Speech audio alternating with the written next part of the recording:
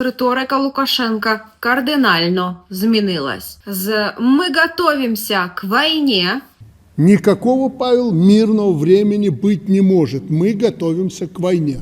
на «Білорусь беззахисна перед Україною». Поэтому не хотим воевать. Беларусь очень уязвима в военном отношении, если Украина начнет атаковать Беларусь так же, как она атакует Россию.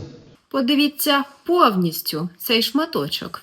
Да, мы такую проблему обсуждали, но только не в том ключе, в котором средства массовой информации обсуждают.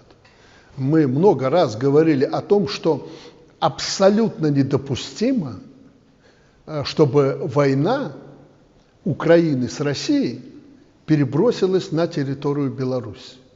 По разным причинам. Две причины я называл. Первое, мы это понимаем, поэтому не хотим воевать. Беларусь очень уязвима в военном отношении, если Украина начнет атаковать Беларусь так же, как она атакует Россию. Потому что Беларусь у украинских военных как на ладони.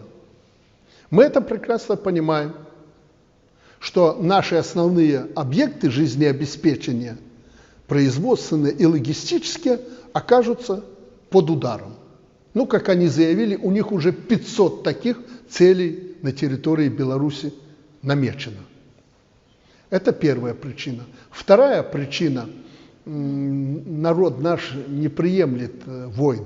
Мы уже натерпелись в истории. Мы понимаем, что погибнет немало наших военных. Як вважаєте, вже відчув слабкість Путіна? Чи в чому причина? Пишіть свій варіант в коментарях.